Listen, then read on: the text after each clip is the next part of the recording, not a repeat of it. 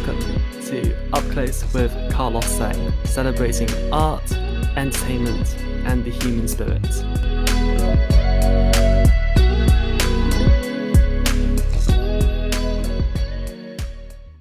Welcome to another episode of Up Close with Carlos Sang. My next guest is one of the most versatile performers on the West End stage today. He is currently starring in Opening Night on the West End.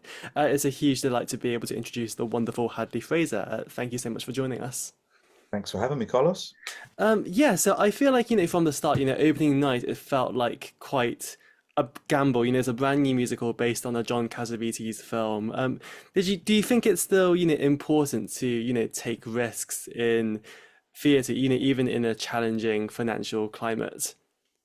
Of course. Yeah. I mean, I suppose art has to keep on taking risks and asking questions. Otherwise, it sort of ceases to be that thing, it becomes a sort of museum piece or a sort of static installation, it's so important. It becomes harder, clearly, when money is tighter for everybody. And I suppose putting something into a commercial venue is an even greater risk rather than, doing something at one of the subsidized theatres. So, yeah, I mean, I suppose our producers always considered it was a risk to do this show. And I think that's their modus operandi. Wessex Grove exist, I think, to sort of do some of that challenging work. They've worked with Evo before on A Little Life and things like that. And Evo himself, I suppose, is clearly someone who doesn't take the audience for granted and suggests that it is up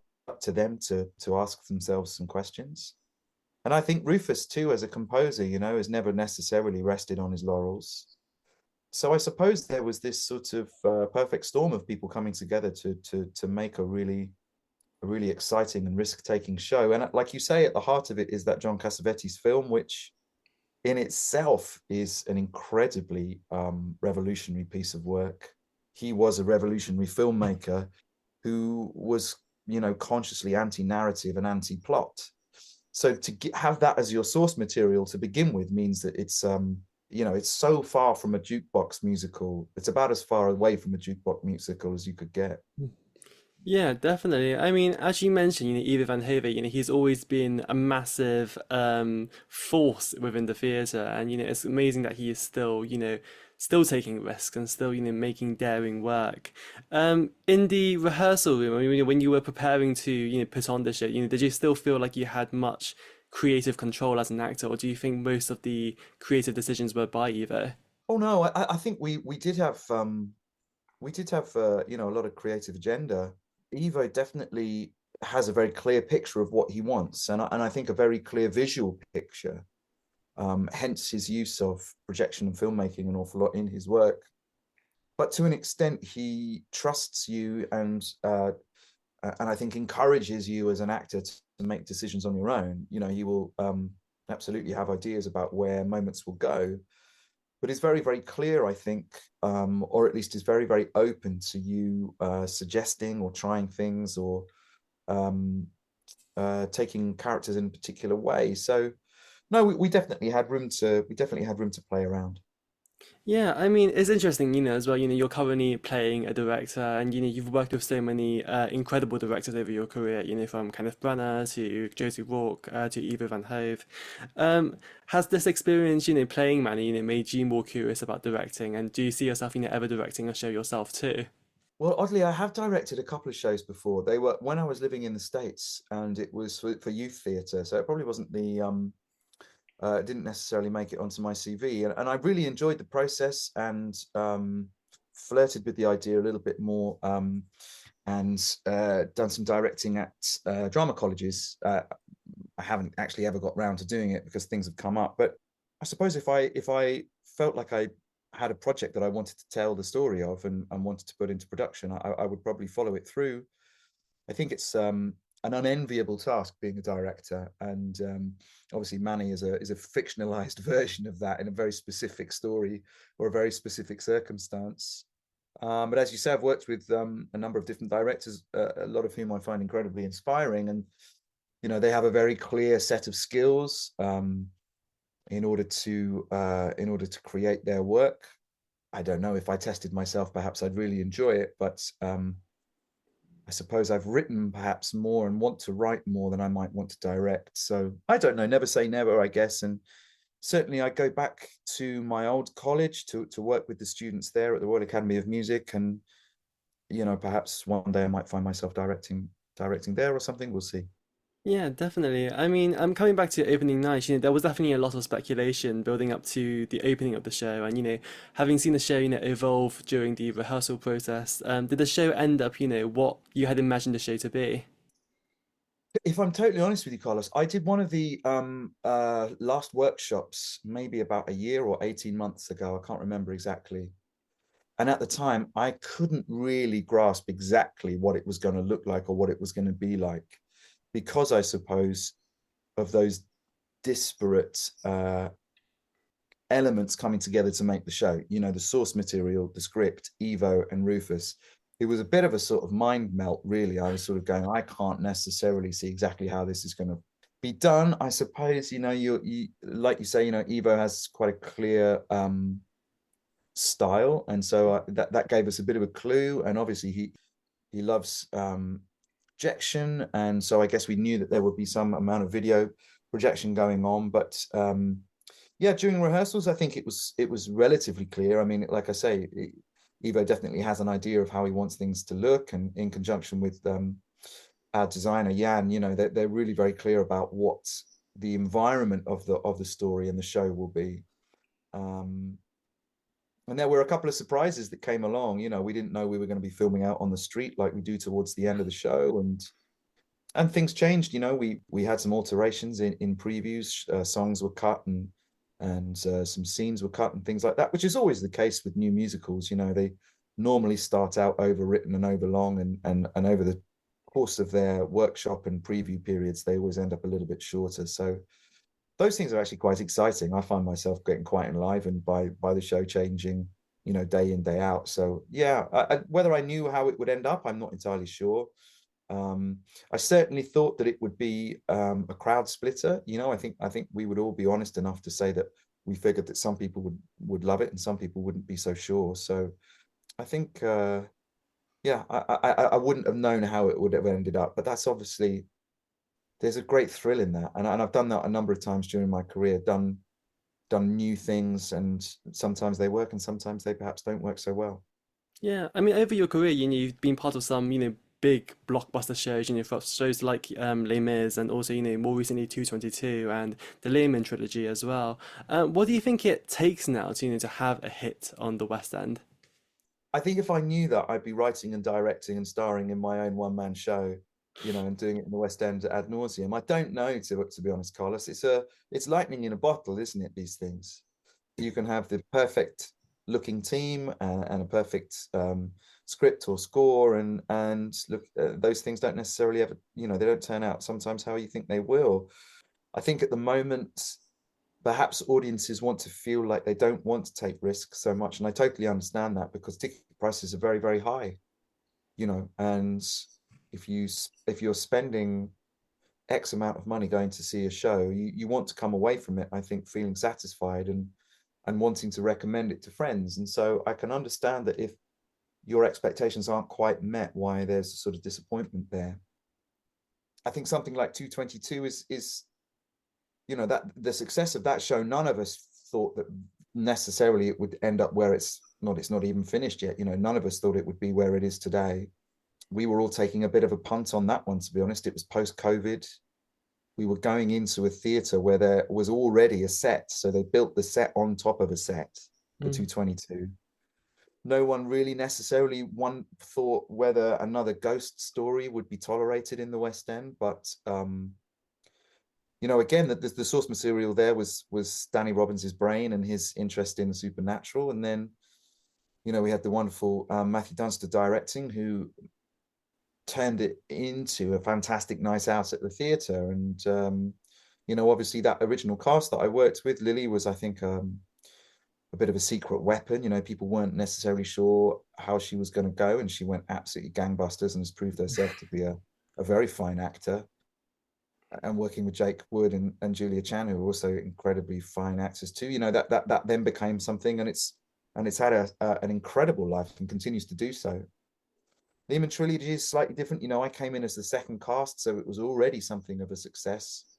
I think the jeopardy there was knowing whether it could live beyond the original cast. What an original cast that show had: Simon Russell Beale and Ben Miles and Adam Godley. So again, the jeopardy there was, does this live beyond those guys? Playing 50 or 60 characters a night. Can other people do that? And I think the National were really, really keen for that show to have another life, and lo and behold, it continues to go. And I know it's heading over to San Francisco now. Sadly, we have to pay a little bit of respect to Adrian Schiller, who was doing it down in Australia recently and has passed away in the middle of their engagement. So love to his family, and we'd like to honor his memory, I'm sure, going forward. Yeah, absolutely. I mean, just before COVID as well, I remember coming to see you in the Antipodes, and I had a ticket for City of Angels, which sadly didn't get the run that we wanted. And since then, you've done, these concerts of, Chess and The Secret Garden, 222, and the Lehman Trilogy, as we just mentioned, and now you're doing opening night. How do you go about, deciding, what projects you want to pursue, and or what projects you don't want to pursue? I wish I could tell you, Carlos, that there was a design, intelligent design behind it. Often there isn't really, and certainly with 222, I think I wouldn't have expected that one to come round. But I met with Matthew, and he asked me on board. For Lehman Trilogy, there was no way that I thought that I would get an audition for that, let alone get the part. So when that came along, that was a big surprise. I suppose opening night is probably a little bit more. It's something that I might have expected to be a part of. Concerts and things like that, I suppose I do get asked from time to time. Chess is a show that I didn't know all that well, but I admire the score quite a lot, and I was really happy to be a part of that. And likewise, Secret Garden. I'm going to be doing another one of those concerts soon. Sadly, I can't tell you what it is yet. But towards the end of the year, going to be doing another one of those, I think it looks like. So yeah, there's no real. Sometimes it's more by accident than design. I wish I could tell you that I had this sort of plan, but I don't know, Carlos. Sometimes these things just. I would ask you sort of, how does your life map out? And sometimes it's forethought, and sometimes it's just chance, right? Yeah, absolutely. I mean, it's incredible, just like looking over your theatre history, just to see, what sort of work you have been doing. And I mean, coming back to City of Angels as well, I think, a big appeal of that as well, was to come and see you work with Rosalie Craig. And I think a lot of us really enjoyed, what you did with Before After, during the pandemic too. What is it like, getting to work together? And, do you hope to work together more often as well in the future? We love working together. Yeah, thank you for asking, and thank you for saying that was one of the draws. I think some partnerships don't necessarily gravitate towards working together, but we really, really enjoyed it, and yeah, felt really sad the City of Angels didn't have the run that we intended it to. Clearly, there were bigger things going on in the world right then, so I'm not going to sort of lament it too much. There were, human casualties, beyond imagining. So a show not having its run is not something that is as important in the grand scheme of things. But we had done, the show beforehand at the Donmar Warehouse, 4 or 5 or 6 years beforehand, and really enjoyed that. So Rosie and I met doing a show, and I'm trying to think of the other times we've worked together. We did a play at the Donmar Warehouse called The Vote, and would we work together again? I'm sure we would. Things get complicated when you have a family as well, so we have a daughter, and one of us needs to generally be around for her. So probably working together again isn't quite as straightforward as perhaps it once was, but for sure, I'm sure there'll come a time when we will. Do you hope that your daughter will also go into the profession as well when they get older too? Goodness knows, Carlos. She certainly likes performing for us. But as long as she's happy doing what she's doing, that's fine with me. Yeah.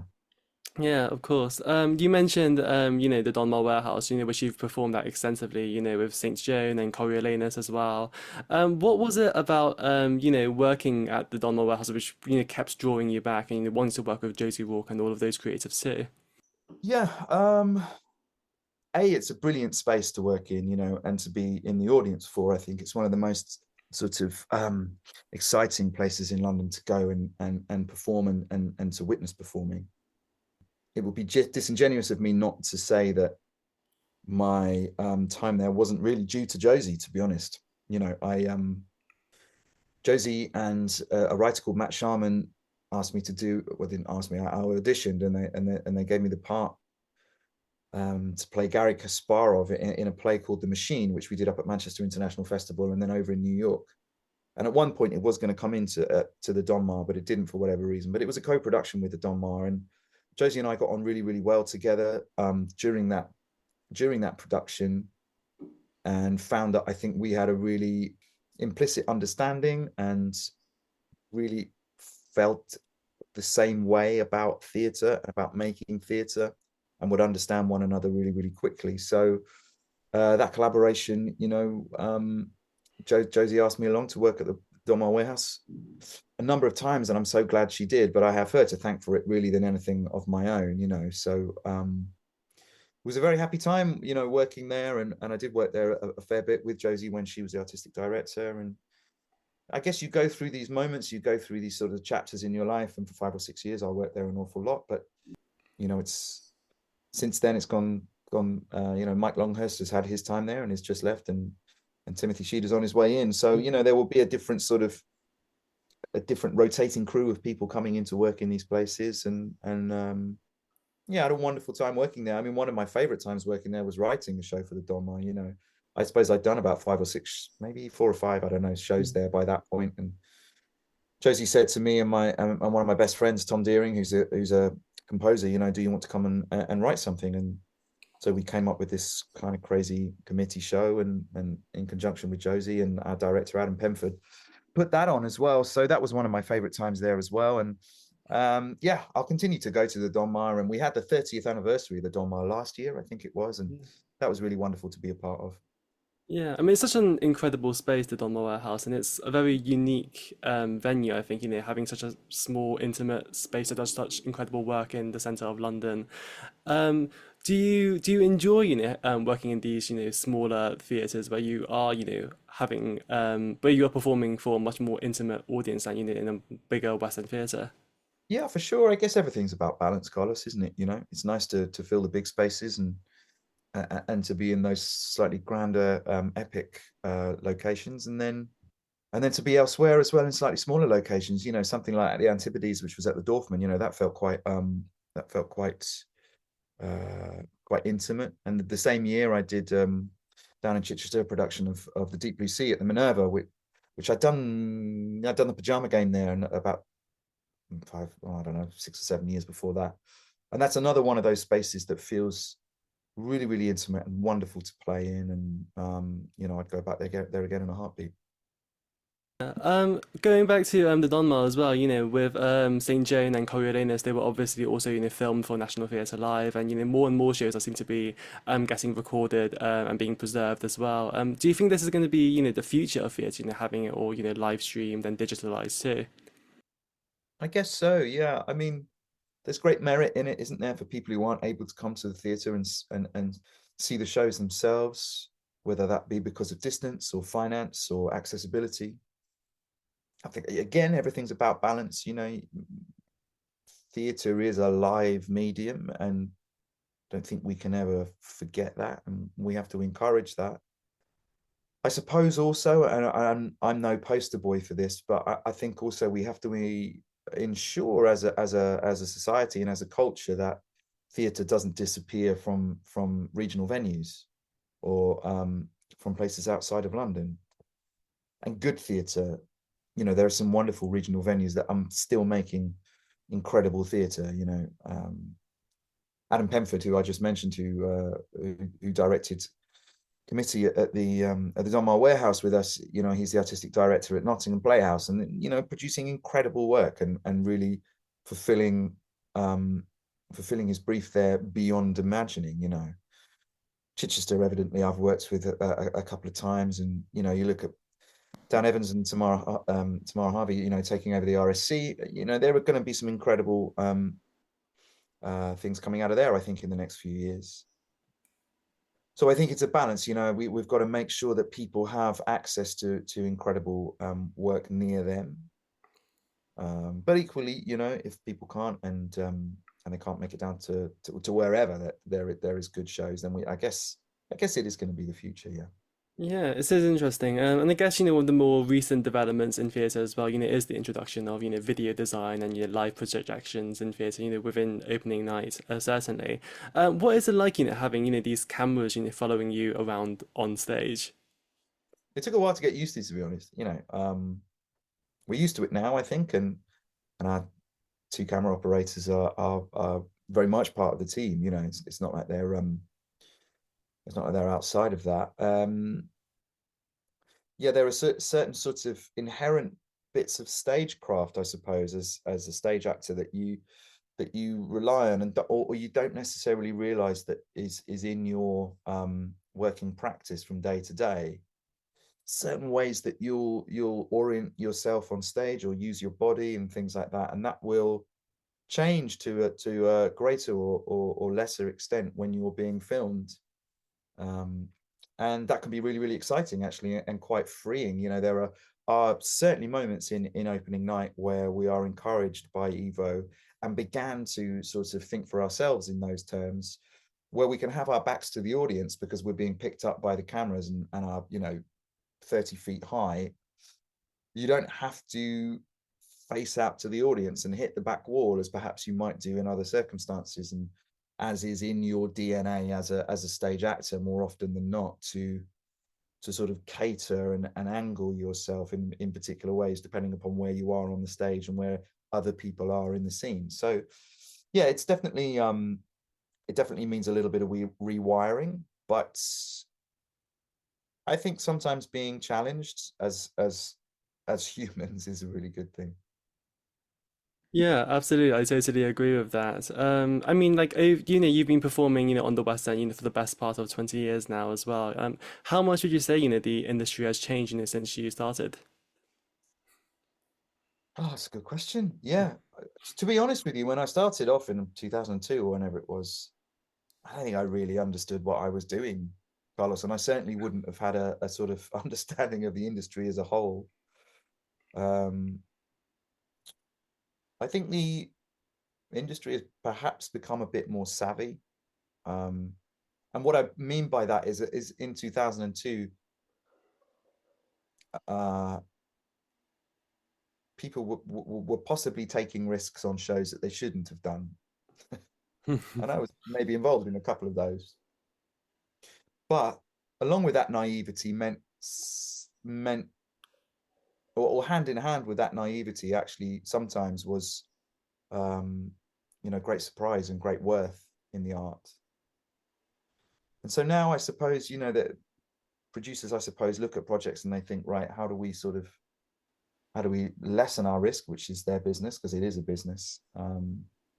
But sometimes perhaps we might be taking away some of the variables that used to exist 20 years ago, or at least some of the punts, I suppose.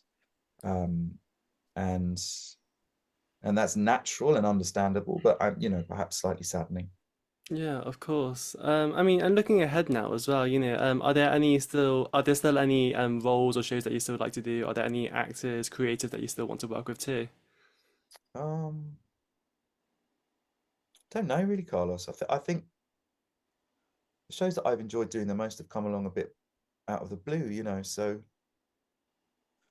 there are shows I suppose that I'd love to do, but there are shows that I would have loved to have done 20 years ago, and now I think back and think, yeah, maybe I didn't necessarily, I don't lament not doing that. So Mm. as long as I keep on working, doing good work and working with good people, the latter probably more importantly, then I think I'll be happy. Yeah, of course. We spoke a little bit about the Oliviers earlier, just before we started recording this conversation. It's obviously really heartening, to see, so much great work still being produced, even during difficult times. Have you seen any shows that's particularly stood out to you as well, recently too? Well, I did see Dear England. I saw that one Best Play last night, and I thought that was terrific. Um, Worked with James Graham a couple of times, and I think he's a quite wonderful writer. Um, so yeah, I'm glad to see that that's having as having a further life and a life beyond. I saw most of In the Queue. You know, Mark Gatiss would be a close friend, and I'm delighted he won Best Actor because I thought he was terrific in that, and I thought that project was wonderful. And you know, Sam Mendes, having worked with Sam on Lehman Trilogy, I know now just what a sublime and otherworldly storyteller he is, and his mind is works in incredible ways. I thought most of In the Queue was a most wonderful piece of work. So yeah, I suppose those are the two that I've seen over the last year, I think, and stick out the most. I didn't get to see Sunset, and you know, I see that did wonderfully, but I wouldn't be able to comment on that. And I still have yet to see Guys and Dolls, ashamedly. I will do at some point. I owe lots of people in that cast a visit. Um, but you know, there's other things. As Coriolanus says, there is a world elsewhere, Carlos. You know, sometimes in my evenings when I'm not working, I like to watch some sport and forget about the theatre altogether. Yeah, I definitely see what you mean. Yeah, just as the last question, what would you say is the best part about being Hadley Fraser? Jesus, that's a good question, Carlos. I don't think I've ever been asked that question before. I'm probably the wrong person to ask. To be honest. What's the best thing about being Hadley Fraser? I find myself incredibly fortunate, you know, to be where I am at work and in my personal life. Mm, I am continually conscious that I'm doing what I wanted to do and set out to do. And there are a number of my contemporaries from, you know, from my years of training at college and things like that who aren't doing it. So I'll never take that for granted. And I have a loving family.